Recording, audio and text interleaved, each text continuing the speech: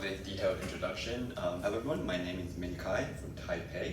It's my first time in Hangzhou, but actually my 8th time in the mainland China, so always happy to be here. I want to tell you a little bit about the work that me and my team has been doing in Taipei and on planet formation. And if you have any questions during the talk, feel free to just interrupt me. I'll be happy to answer those. So let me start with a general picture. Now, even if you don't work on exoplanets, you might see exoplanets in the news very often because we are living in a golden era of exoplanet sciences. We've discovered many exoplanets. On average, new planets are being discovered on a daily basis. And in fact, we've discovered around 60 to 100 exoplanets so far. And a lot of these exoplanets are what we call super-Earths, so planets that are a little bit bigger than Earth, or mini-Neptunes. So these constitute more than half of the exoplanet population. And about 1/3 of the exoplanets are we call gas giants, like Jupiter or Saturn, and a small percentage of terrestrial planets. Now we can also plot the exoplanet population on a diagram like this, where we plot maybe I should stand here, actually, where we plot the exoplanets on, for example, the mass and semi-major axes diagram. And when we look at this, the exoplanet population in this parameter space, we see that they occupy a wide range of parameters. So we have planets that are close into the stars, planets that are far out from their stars, and exoplanetary systems can be on eccentric orbits, they can be on inclined orbits, they can have multiple stars, they can also have no stars. These are called free-floating planets. So in comparison, our own solar system is somewhat unique, right? Because we only have one star. All 8 planets are on circular orbits, and we are all in the same orbital plane. So in this respect, we are somewhat unique in the context of the entire exoplanet population. Now, seeing is believing.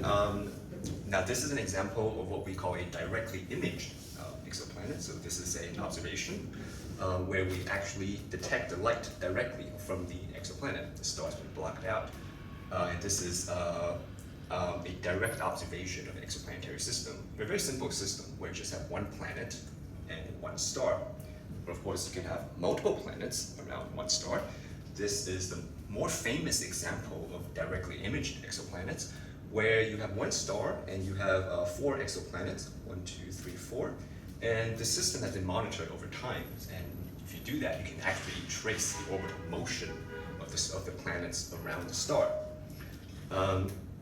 You can also have the opposite situation where you have a single planet with multiple stars.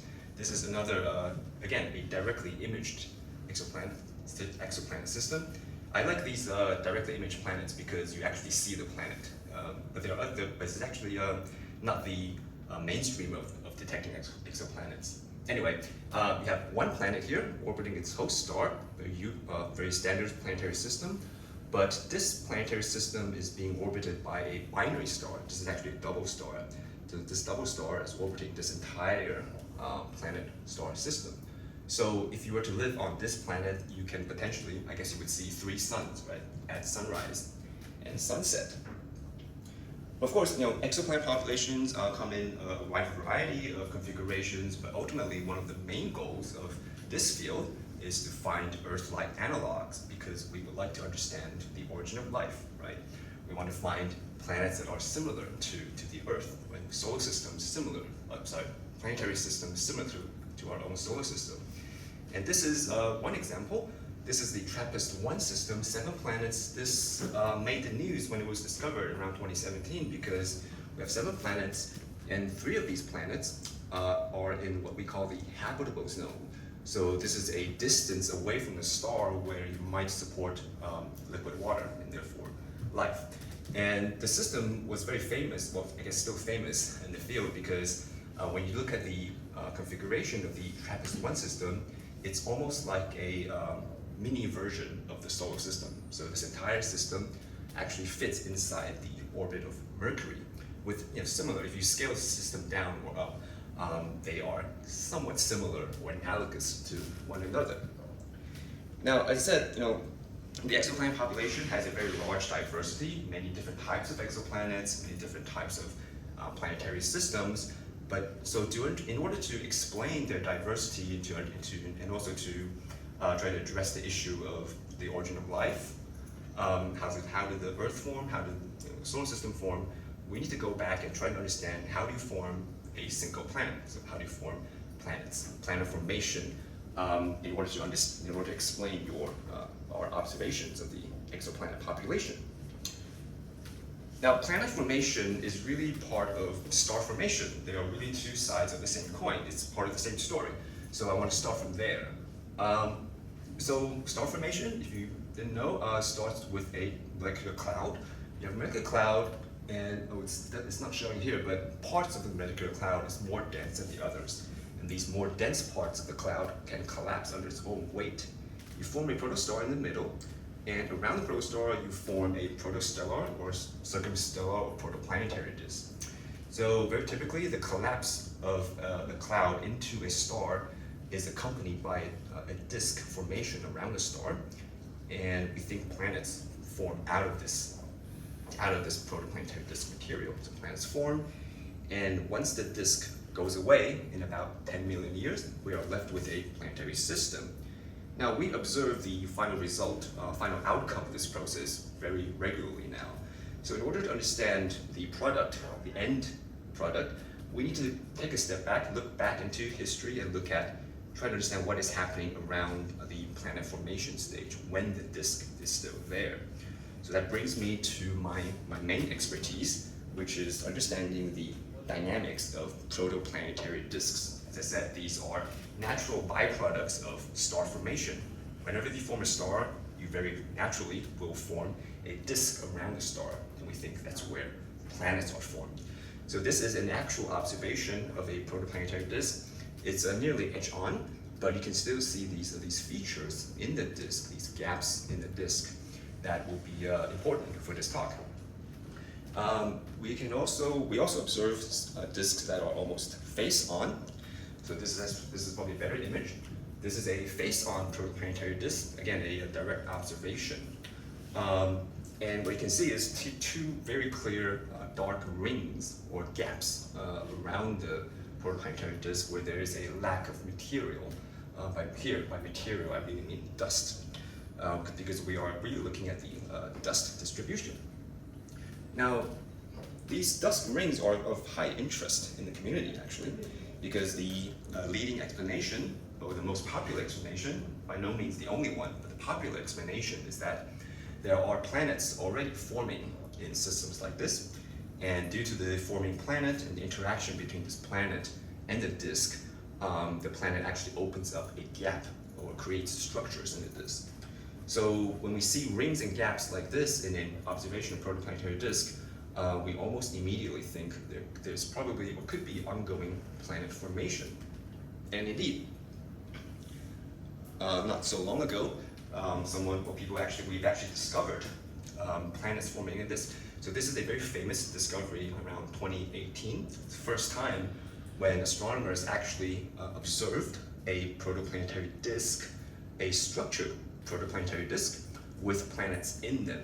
So this is I would say the first direct observational evidence of a planet, or planets actually, two planets, forming in a protoplanetary disk and interacting with the disk and carving structures in the disk. So even though this idea of planets forming a disk has been around for decades and decades, much older than I am even, it's only in around 2018 where we actually discovered a real observation. And it's only last year, 2025, when the second example was discovered. This is a WISPIT system, where again, a protoplanetary disk, a ring protoplanetary disk with two planets detected. So again, giving you credits to the picture of planet formation and interaction with a protoplanetary disk. Okay, so I spent a good amount of slides convincing you that planets form in protoplanetary disks, but I haven't actually gone in to discuss planet formation itself, right? So, okay, so we've established that planets do form in protoplanetary disks, but how do they actually form? What is the physics involved? Well, that's a very tough problem, but if I were to summarize it on one slide, it would be it. So the traditional or the mainstream model is what we call the core accretion scenario, where we build planets from small to big. There's another theory that goes from top to bottom, which I won't get into today, but this is the mainstream idea. You start off with micron-sized dust in the interstellar medium or in the disk, and these dust particles, when they collide with one another, they can stick to each other because of sticking forces. It's a little bit like household dust. If you don't clean your house over a long time, you find your house gets dusty, right? Because dust particles stick to each other. And the sticking effect or collisional growth can take you from micro-sized dust up to millimeter or centimeter-sized particles, or what we call pebbles in this field. And then this is backed by experimental evidence, by the way. But once you hit pebbles, you have a problem, which I'll get back into. If you can overcome this, and the next step is to form planetesimals. These are kilometer or 100-kilometer sized objects that have enough gravity to pull other pebbles or to pull other planetesimals. So if you can get from pebbles to planetesimals, then after planetesimals, we kind of understand what happens, because these things have enough gravity to undergo pebble accretion, so they can collect more small particles, or they can collect each other through gravity. So one of the main theoretical obstacles, or obstacles in theoretical planet formation, is this middle step. How do you get from millimeter or centimeter sized pebbles to planetesimals? This size is a little awkward, because if you take two rocks, centimeter sized rocks, and you throw them together, they're not going to stick to each other, right? There's not enough sticking forces. When they hit each other, they're likely going to just bounce off one another, or just collide, or just fragment, right? But two centimeter sized rocks will not have enough gravity between them to bind them together, right? So you don't have enough sticking forces, and you don't have enough gravity. So how do you go around this problem? But one thing to remember, though, is that this whole story actually takes place inside a protoplanetary disk, and a protoplanetary disk is actually dominated by gas. It's about 99% gas, right? But only 1% dust. So this whole story is supposed to happen in an ocean of gas. So the interaction between these dust particles and the gas flow in the system is actually another critical aspect of planet formation. And this is an illustration of what could happen to dust particles. So when dust particles immersed in the gas, interacts with the gas, they often do not stay where they are. They often will sediment to the midplane due to gravity, and they will also often drift to the star. Actually, this is due to the friction between gas and dust. And this, the settling and drifting process depends on the particle size.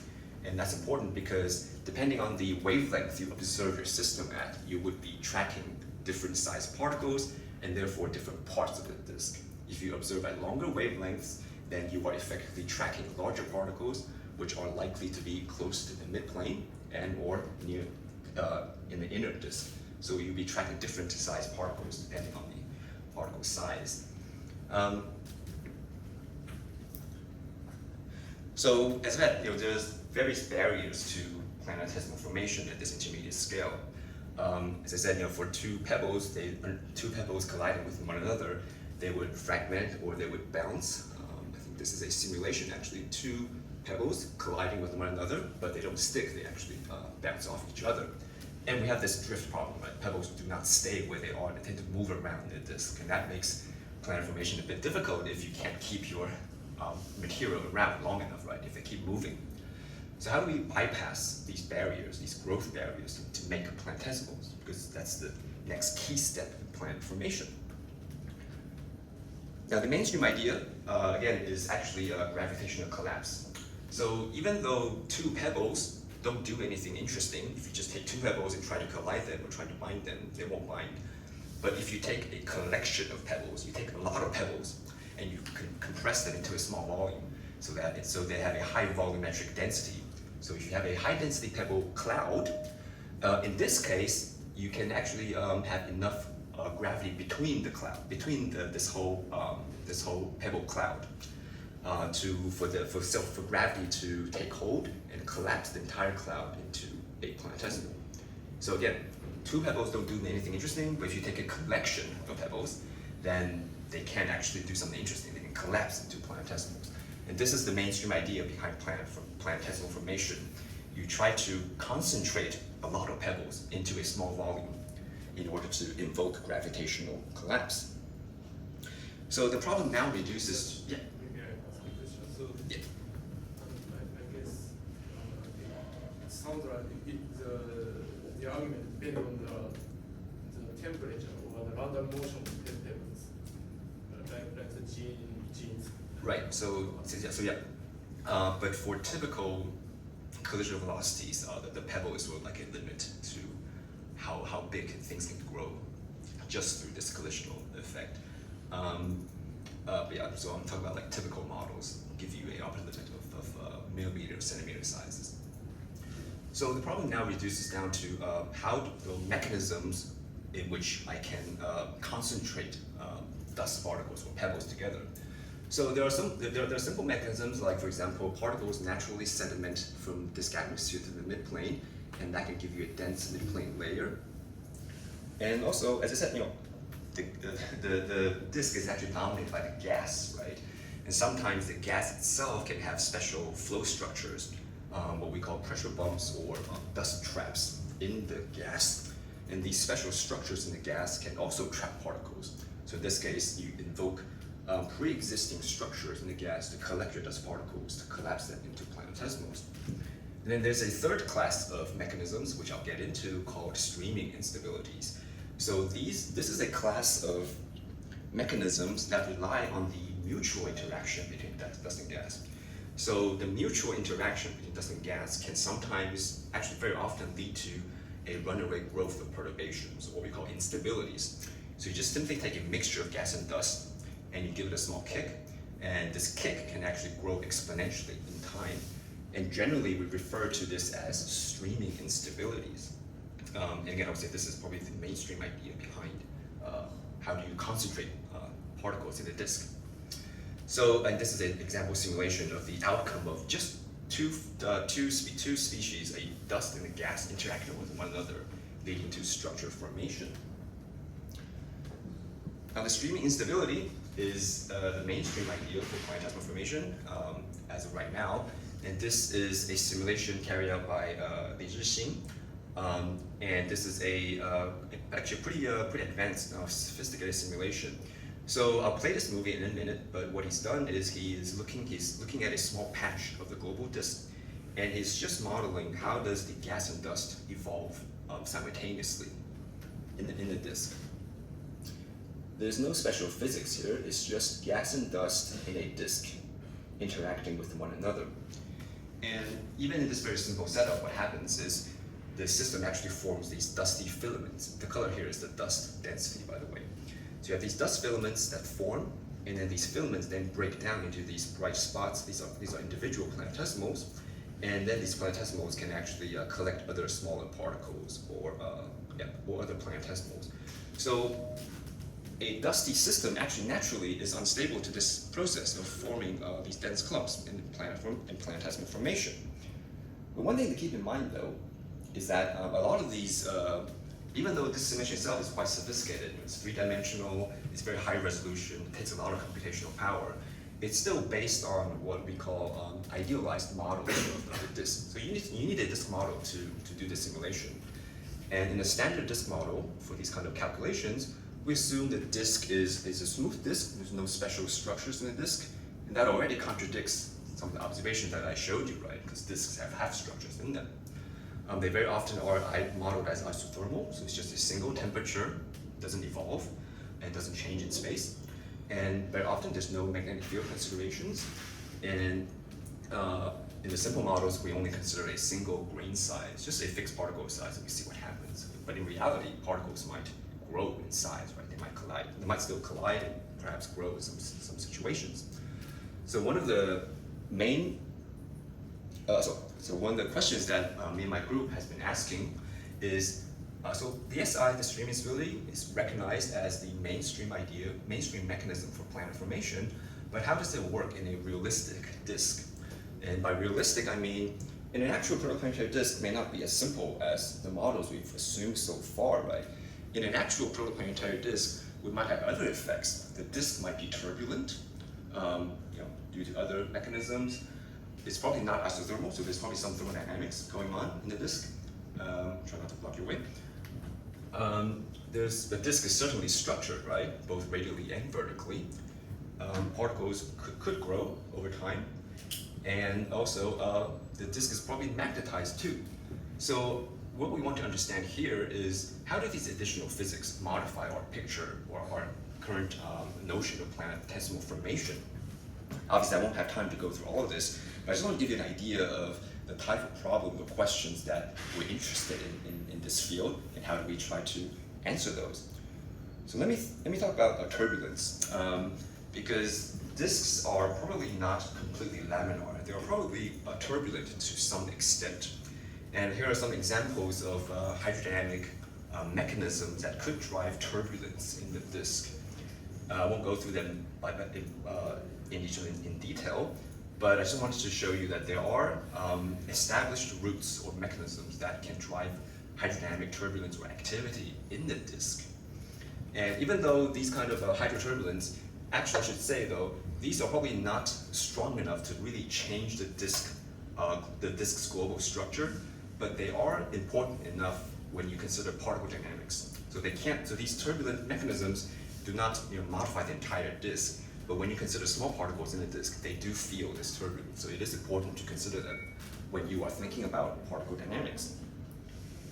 And when it comes to turbulence, there's an interesting dilemma actually, and that is the following. When we think of turbulence, like if you open your tap, your faucet, turn on if you turn it all the way up, it becomes turbulent. At first, on a superficial level, you might imagine turbulence will just give these particles random kicks, right? It would just stir the particles, and that would make planetesimal formation difficult, which is true. But at the same time, when we are considering disk turbulence, there's another side of the argument, and that is, when you model disk turbulence, very often the turbulence can produce large-scale structures, actually. So in addition to small-scale random kicks, disk turbulence can sometimes give you large-scale structures that actually act to collect dust grains. So you have this competition between small-scale kicks and stirring and large-scale collection. And let me give you some examples of this. So this is a numerical simulation carried out by my former postdoc, Marius Lehman. This is a cut to the disk. So this is the vertical direction, stars here somewhere. This is the distance from the star. And this movie will show what happens when the particles try to settle to the disk midplane, but the gas in the background is becoming turbulent and becoming unstable. Oops, sorry. So particles do they want to settle, but the turbulence in the background activates and it stirs the particles back up into the atmosphere. And we can watch the movie till the end, but we won't find any signs of particles settling. So particles do not settle to the midplane anymore. They keep getting stirred up into the atmosphere. This little blob here is artificial. It's to do with initial conditions. So that's artificial, but everywhere else is real. So particles do not settle. And based on this simulation, we would conclude that this system would not undergo planetesimal or planet formation because I cannot create a dense particle layer due to this turbulence. What's the Mach number of the turbulence? About 10%. Sorry? 10%? 10%. It's subsonic. It might get up to maybe 20% in the atmosphere, but of two order of magnitude, about 10%. What's the alpha? The alpha from this turbulence, it depends on what you mean by alpha, actually. In terms of radial transport, maybe 10 to minus, vertical about 10 to minus 2. Yeah. If you're thinking about particle scale heights, that alpha is about 10 to minus 2. And this is another example of again, interaction between dust and turbulence, but this time a different origin of turbulence. It's actually convection in the disk. That's not important. The important thing is the following. Let's watch the movie. Again, the particles are being stirred by the turbulence in the background. This is the particle density. But over the simulation timescale, a couple hundred orbits, you do see the particles being collected into these rings. And that is because the turbulence in the background is actually forming large-scale structures. They're forming what we call zonal flows or pressure bumps. And these large-scale structures try to collect the dust particles. but they don't do it very efficiently because the structures themselves are not very stable. They're sort of they're very unsteady. So in this case, you do have some trapping by large-scale structures, but not a lot. So then you might ask, well, if turbulence is so destructive, why don't we just not have turbulence? Maybe we are in a special disk. Maybe there are special places in the disk where turbulence is very weak. But actually, as I'm about to show you, that still may not help actually.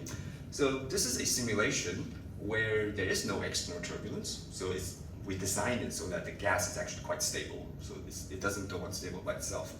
So, but again, in this case, we still don't form planetesimal or planets. So this is just interaction between dust and gas by itself. No external turbulence, no external factors.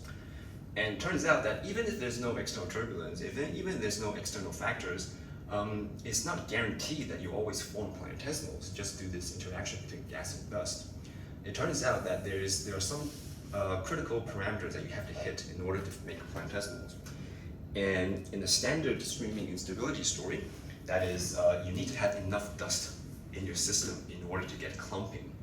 So for example, in this simulation, I have a subsolar metallicity disk. So this is the dust to gas ratio. The standard value in space is about 1%. So we're in a very dust poor system.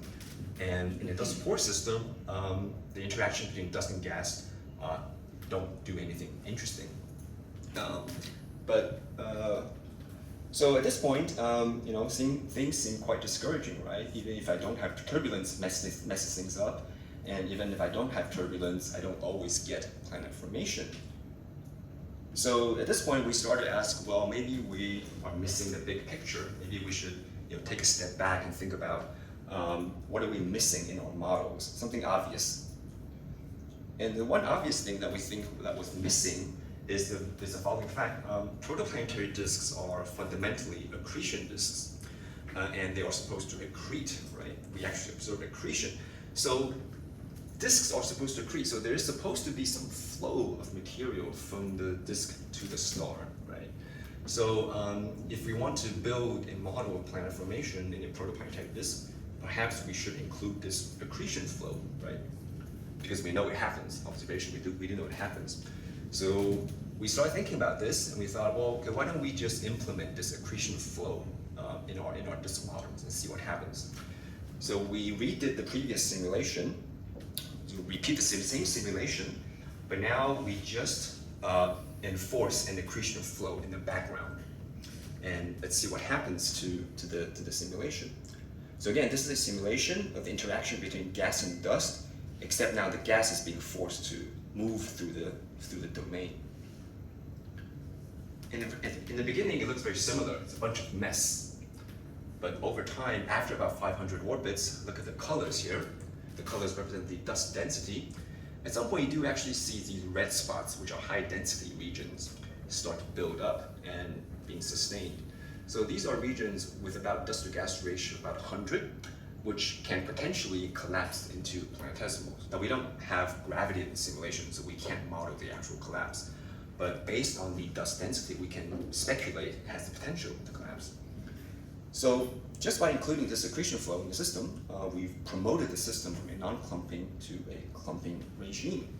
So this is actually the same two simulations, but now summarized in a single plot where I'm plotting the maximum dust to gas ratio measured in this simulation between two cases. The blue one is my standard case where the disk doesn't accrete, so it gets to a dust to gas ratio of about 10. So there's some concentration, but not enough to make planetesimals. But if I turn on this accretion flow in the background, just because we know disks accrete, we promote the system from a non-clumping or non-strong clumping to a strong clumping regime. So actually boost it up to about 100, dust to gas ratio of about 100, which can then actually Both simulations have VSI turn on. No. These are string box simulations without any external turbulence. The accretion here is actually put in by hand. So, no accretion, there's no clumping?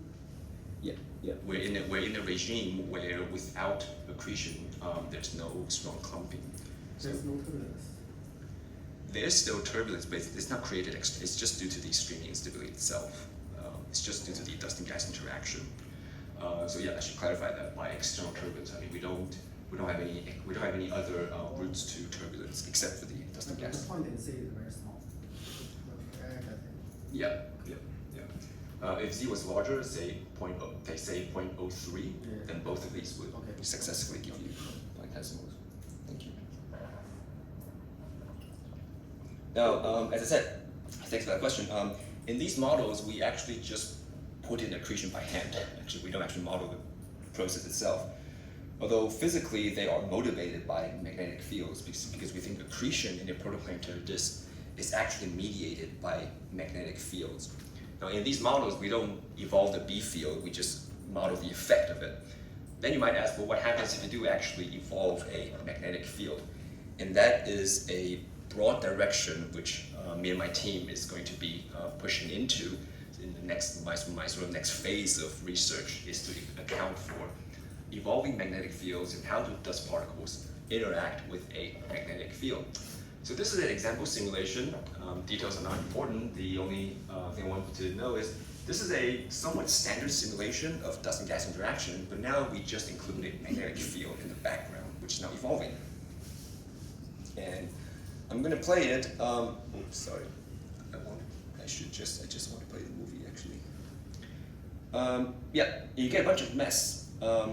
Doesn't mean a lot by just looking at this actually, but let me just finish the movie. We end up with this situation. It's a very violent simulation actually, very messy, but we end up with these transient clumps of dust-gas ratio of a few, which is not very impressive. It won't make planetesimals, but we still think this is an interesting result because when we compare this simulation, which is a magnetic simulation, to a simulation that was done 20 years ago, similar simulation but without magnetic fields, we find is that when you do not have the magnetic field, you just get very gentle fluctuations, right?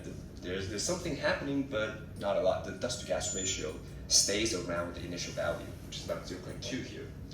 So you start with 0.2 and you end up with 0.2. But then the only difference between the two simulations is that in this one, we have a magnetic field in the background. And in this case, we actually do form a somewhat higher density clumps.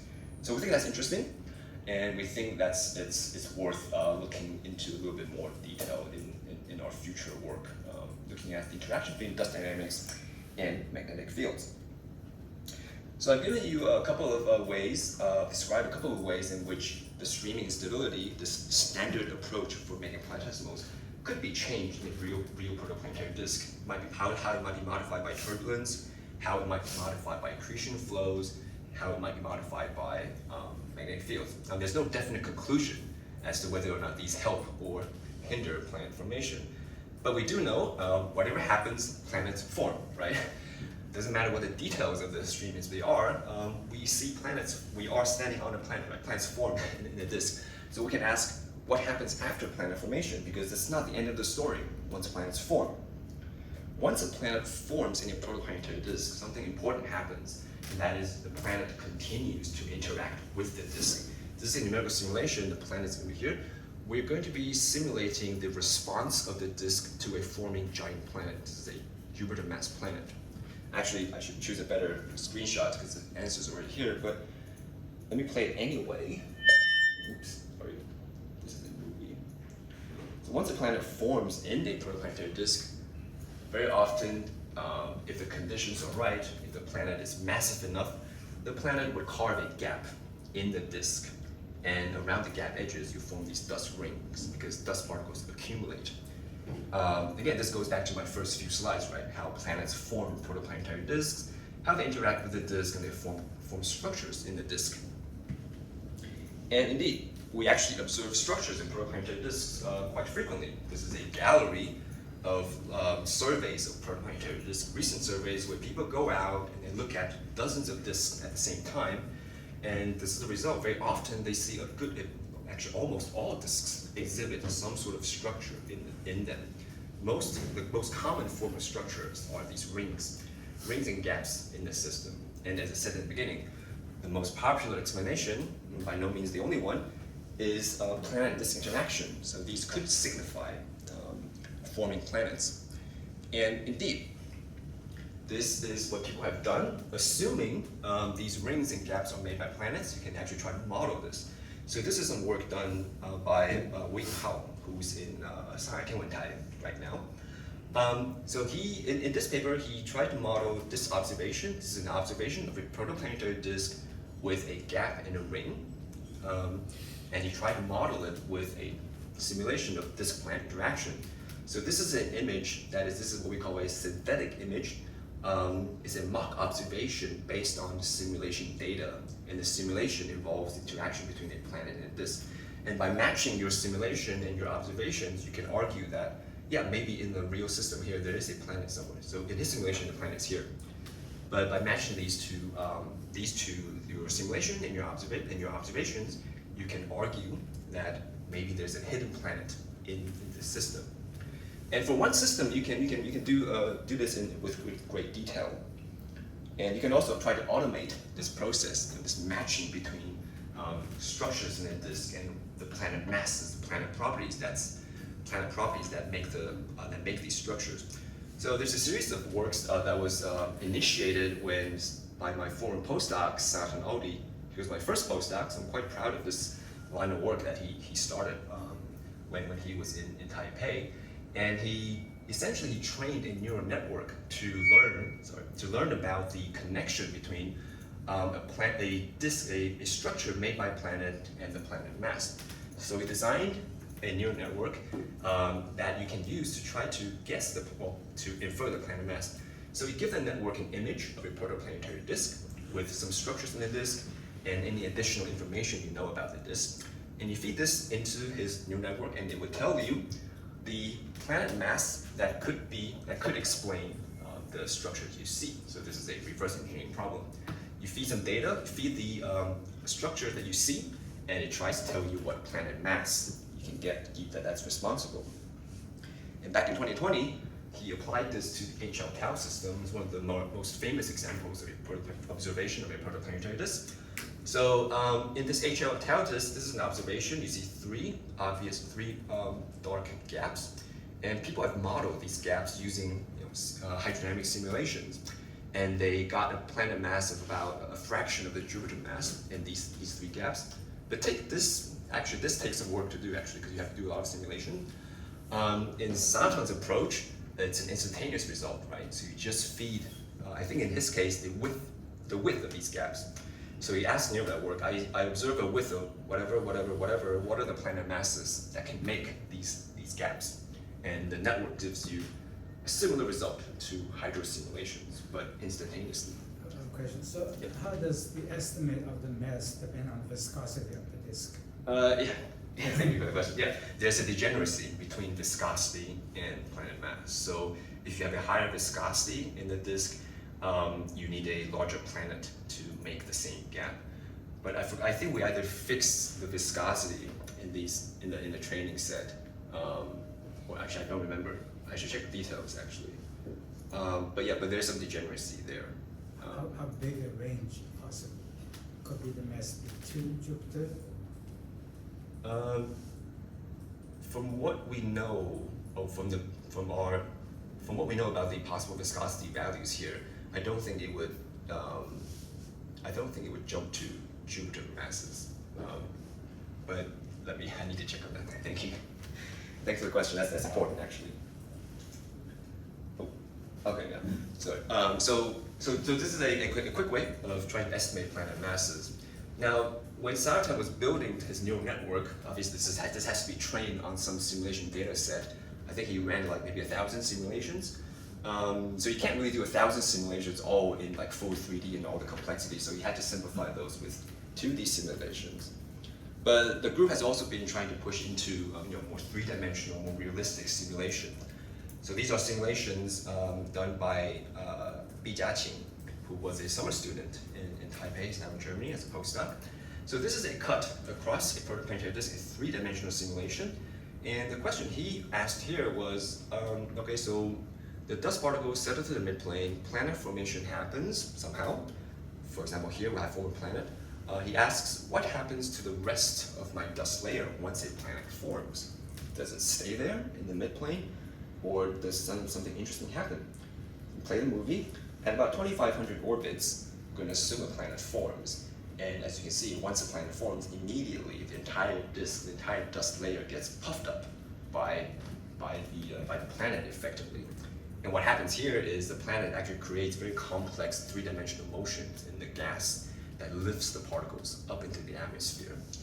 And it's a simple setup as far as the simulation is concerned, but the lesson is important. The lesson is that the disk structure could actually be fully three-dimensional. So if I simplify the problem by collapsing the disk to a two-dimensional simulation, I wouldn't be able to simulate this effect. So the point of this paper was to show that, yeah, if you want to really understand the disk plane interaction, you might actually need to do fully three-dimensional simulation. And more recently, Zhejiang has been extending this piece of work to eccentric planets. So in most of these calculations, we just assume the planet is on a fixed circular orbit. And recently, he has been doing simulations where the planet actually goes in an eccentric orbit. So what's plotted here is, again, this cut through the meridional plane of the disk, and we're looking at the dust distribution. The previous simulations on circular orbits is the top row, where there's a Saturn mass planet and a Jupiter mass planet. The Jupiter mass planet opens up a very wide gap, so it leaves the rest of the disk unperturbed. But as you increase the eccentricity, what he found is that as he increased the eccentricity of the disk, you actually get a larger and larger puff up, and actually you see the gap actually disappears. There's a dust gap very clearly without eccentricity, but if the planet goes on an eccentric orbit, the gap actually disappears. So if you think of that in reverse, when we see very deep and clear gaps in the sky, that could suggest that, well, the planet's probably not on a very eccentric orbit. And also, there's even though gaps and rings are very common in protoplanetary disks, there's a non-negligible, maybe 25% fraction of protoplanetary disks that exhibit non-asymmetric structure. So these are what we call crescents or lopsidedness, where these are example simulations where the dust particles are not evenly distributed around the star, but actually are focused on one side of the disk only. So this also requires some explanation, right? So why do some disks give you rings and other disks give you these lopsided or lumpy structures, right? So here, one idea is perhaps, this goes back to actually one of my earlier slides where I said there could be special structures in the disk. So for example, there could be vortices. Vortices, you can think of these as typhoons in the disk. So these vortices could be a result of various mechanisms. For example, here this is a hydrodynamic instability, where this instability could happen if you have a somewhat atypical disk profile that gives you a large-scale vortex.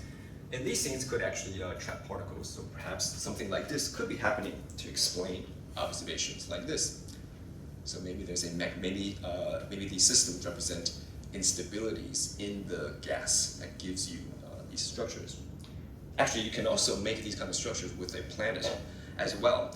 So it turns out that even though I said, very often you put a planet in a disk, it will give you rings and gaps, right? But if the planet is very massive, what can happen is it will first create a ring or a gap, but then this ring and gap can actually can deform and become unstable to vortex formation. So this is a simulation by Michael Hammer, my former postdoc, also now in Germany. So he ran a simulation, 3D simulation, where you put a very massive planet in a low viscosity. This planet opens up a gap, a deep gap, and the gap becomes unstable to vortex formation. You create this very bright vortex, very large vortex, very strong vortex that collects a lot of dust particles. You see this bright spot here, representative of that process. So planets can also try to give you asymmetries in the disk. And there are also other structures in the disk you can observe, actually. Sometimes you also see spirals in protoplanetary disks. And I wasn't sure how to fit this into today's talk, but I want to show it anyway, because I think it's quite cool. So this is a series of simulations done by a master student, Wei San. who mainly worked with Jeremy Smallwood, who was a postdoc at the institute. And they were looking at what happens when a disk undergoes a flyby event. And this is important because so far in my talk, I've only been thinking about one star and a single disk, right? But actually, most stars in the universe come in pairs, right? Most stars are actually in binaries or higher order systems. So, stars interact with other stars. So what they asked here is, what if I have a star, a protoplanetary disk, and another star flies by this disk? What happens to my original disk? Is this going to help me make planets or not? It's not an obvious answer actually, because two things can happen. Once the star flies by, it can disturb the disk, right? It can stir up the disk, and you might think that okay, that might not be so good for planet formation. But at the same time, as I said, the star can create structures in the disk. In this case, spiral arms. So this is, let me see, the top one is the gas distribution, the bottom is the dust distribution. So we have a disk, and we have a disk around a star, another star, a secondary star flies by, and once it flies by, it creates these spirals in the disk, both gas and dust, but they look different actually, because the response of the gas to the flyby and the response of the dust to the flyby are quite different. And then he asked, well, can I promote planet formation in these regions of enhanced dust density? And in this case, it turns out he can. So what he did was they estimated the likelihood of planet formation through the streaming instability by analyzing the data set here. And at least in this particular simulation, they concluded that yes, in this case, it is actually an equal mass flyby. So the mass of the original star and the mass of secondary are the same. In this case, they found that if the flyby goes through, it can create enough enhancement in the dust density to promote planetesimal and possibly planet formation. So this is also an area which I would like to explore a little bit more, which is interaction between maybe a star disk systems with other stars, either through like a flyby or circumbinary disk, for example. So I think I'm pretty good on time. But just to summarize there, so in summary, we are in a golden era of planet formation. Thousands of exoplanets discovered so far on a daily basis. New planets are found on a daily basis. The whole story of planet formation, planetesimal formation, is probably a key focus as far as theory is concerned, because we have this problem of trying to form planetesimals from pebbles. We have these growth barriers we have to conquer, I guess. And in order to understand that, we need to understand the details of dust and gas interaction, which can be complicated by additional physics in this. It could help planetesimal formation, it may hinder planetesimal formation. But even after you understand all that complication, the story is not finished, because once a planet forms, it continues to interact with the disk. And the interaction between a planet and a disk is an important topic, because you could actually use that to detect planets by observing disk structures. I think I will finish there. Thank you so much.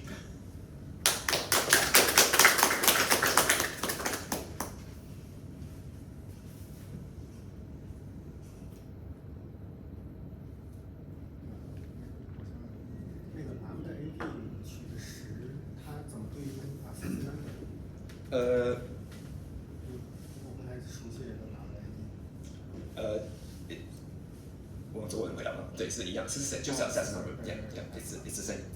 就是 that's number. If it's 10, then there's essentially no endpoint diffusion. Yeah, so 10 is Like no, quite weak. So ideal MHD limit, basically. Yes and no. If you go to full ideal MHD, then I don't think this I have to check. But yeah, we were looking at a regime where it's there, but it's not too strong. Yeah. In the Disney plan, we expect AD to be 1 or smaller.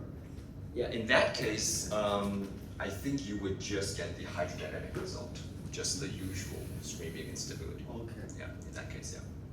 So you might have to be, I don't know, maybe an outer disk or a little bit off the mid-plane. Okay. I agree. These parameters are not. That's a good catch, actually. I didn't actually talk about the parameters, but yeah, these are a little bit artificial. Yeah. You mentioned the simulation when you're including a equation and without equation, then the streaming instability occurs for the equation cases. Yep. And what's the underlying physics? So the motivation is, why does it promote? What's the underlying physics? Right. Why with including a gas flow, inflow, then the streaming instability occurs? This is something we're still trying to figure out, actually. So I don't have a definite answer. We speculated it was because once you force the disk, this is my speculation actually, but it might be wrong, but I'll say it anyway. So my speculation was that once you force the disk to accrete, you are forcing this overall laminar flow structure on the disk, right? So I thought it was because you are reducing the turbulence. The interaction between dust and gas leads to instability, and this instability has some level of turbulence, right? And I thought that if I were now to force the disk to accrete, I'm trying to move the entire disk to the star, right? And that would somehow imprint a more laminar structure in the disk.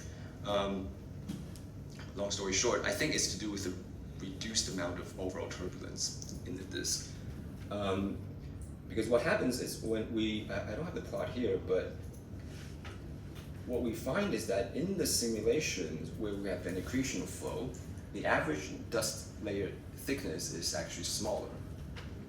So we think that probably represents a slightly reduced amount of turbulence in the accreting case. And I think that might explain why this case undergoes clumping and the other one does not. But to be honest, I don't know. And also very interesting result is like you implement the eccentric on it. Yeah. And at some point the gaps appears to disappear, the pebbles gap appears to disappear. You will say something about what kind of critical eccentricity that you implement, and then the pebble flows can keep coming from outside to cross the planetary gap. We haven't quantified that, but from these plots, I would say that's something like 10%, maybe eccentricity of 10%. Because here, in these cases, you still have a clear gap, and once you cross about 10%, it's now a continuous disk. So for both of these large eccentricity simulations, the dust gap sort of seems to disappear. Depends on the planet mass, I guess, as well, right? But I think maybe 10% would be a eccentricity above which you would not have a dust gap. But that's just based on these figures here. Is it very easy to maintain the eccentric orbit? Yeah, in this case it's forced. So we enforce a eccentric orbit and we don't let it respond to the disk. But that's a good question. What happens if you let the eccentricity evolve naturally? We don't know. Does this kind of eccentric orbit has impact on the vortex formation? Oh, that's a good question. So we don't have it in these simulations because we actually adopted a really high viscosity just to stabilize the system. So the viscosity here is about 10 to the minus 3, alpha to minus 3. So that itself would suppress any vortex formation. Yeah, we would need to go to lower viscosity to address that. Follow up on this question. So you think it's the laminar flow is making the turbulence less turbulent? Yes. But can you check, let's say by the end of the time of a simulation, you see this clumpy form. What is the turbulence at that time? You can run another one without the inflow, but just less turbulent. Yeah, Same results? So we've been trying to compare we have data actually, the simulations are done. So we've been trying to look at different measures of the turbulence, because there are different ways you can measure this, the amount of turbulent activity in a disk, right? So under some metrics, the values are similar, but what we do see, as I mentioned, we see the dust layer thickness to be thinner when you have an accretional flow. And we know from theory that the thickness depends on the turbulent level. If you have a very turbulent disk, it will puff up a disk. So the fact that we observe a thinner disk in a accreting disk suggests that with accretion that it reduces the turbulence and therefore allows it to. But that may be a symptom, maybe a byproduct, That's possible. maybe something else going on. That's true. Yeah, that's true. Okay, but then of course it's more laminar. You That's have right. a thinner disk. Yeah, second question: when you add MHD, Yep. I don't understand the units of your BX is equal to 10 to 4. I don't know what that means. BZ. All right. So yeah, thanks. You really pay attention to these annotations. So beta Z is the plasma beta. This is the thermal pressure divided by magnetic pressure of the system. So it's a way of. It's very very weak still. It's relatively weak for it's weak for sure. But in the PPD context, it's a typical value we see, or I see in the literature. Okay. We might use something like 10 to the 3 or up to 10 to the 5. It's a typical range. What is lambda AD? It's the Alsace number. It's a measure of the non-ideal non-ideal MHD coefficient. It's a diffusivity essentially. Okay. Yeah. So It's dimensionless. okay, so physically, why such a small field is causing such a big difference? Yeah, that's a good question, right?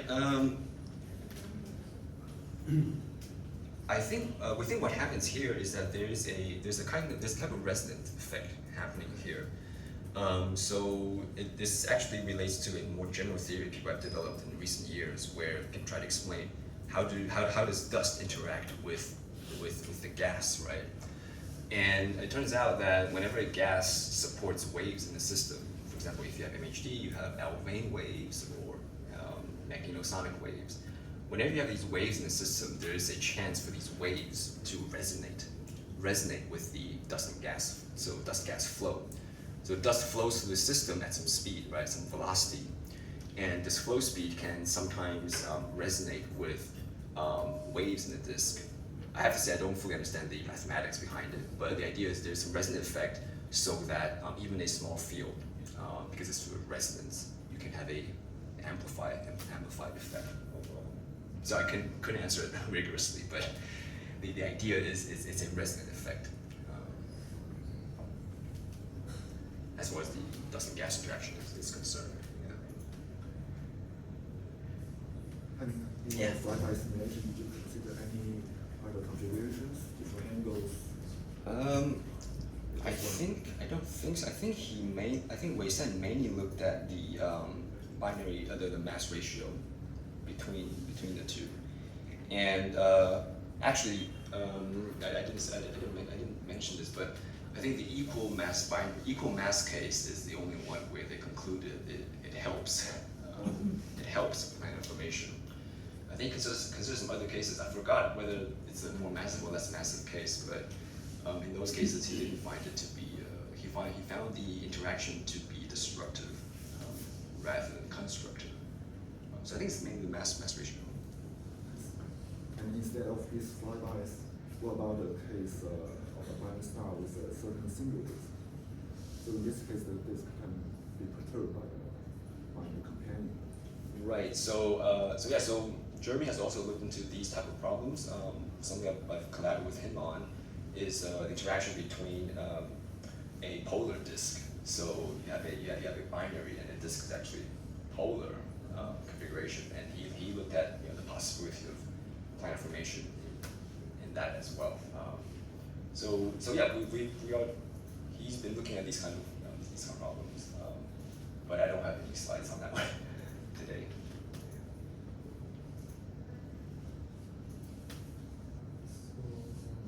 What boundary condition do you employ in your simulations? Yeah, I'm pretty sure this is free boundary, but what about the other simulations? Yeah, good question. Important question. For example, in these kind of so there are two types of simulations we do. We do these local simulations. For example, these ones. These are local shear box. In these cases, periodic is the most commonly used. So we might use periodic. In the vertical direction, we either use periodic or reflective, so just a wall. in global simulations, I think we also often use reflective. But in global simulations, we often also would implement what I'm trying to get a snapshot. In these kind of simulations, we often also employ what we call damping boundaries, where the boundary condition itself might be periodic, but there are these damping zones we apply, where we damp things down artificially. So, what about the simulation with the accretion? Yeah. So it also periodic boundary? Yeah, these are periodic. That's right. These are periodic as well. So it's an infinite disk essentially, but it goes all the way.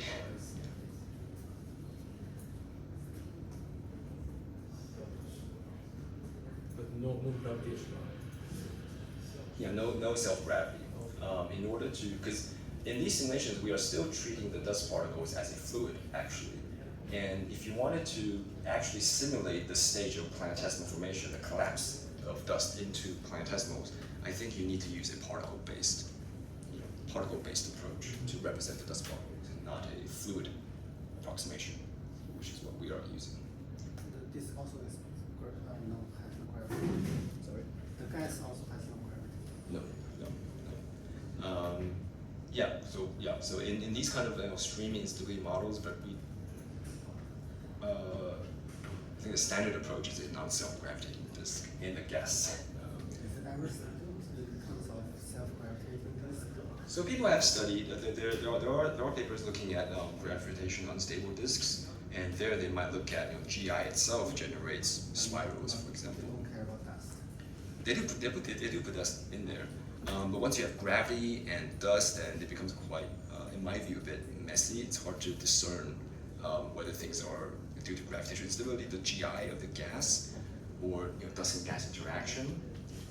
People have definitely looked at what happens if you have a gas disk that is gravitationally unstable, and therefore making spirals, and ask, do those spirals trap dust particles? Do those spirals help planetesimal formation? That's been looked at as well.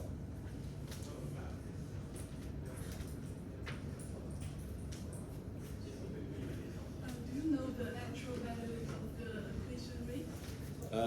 Yes, we actually have this. We've parameterized this. So, in these simulations, in this orange curve, the accretion rate is about 10 to the minus 8 solar masses per year. Yeah. Bottom line 0 by design. But yeah, about 10 to the minus 8. A typical value.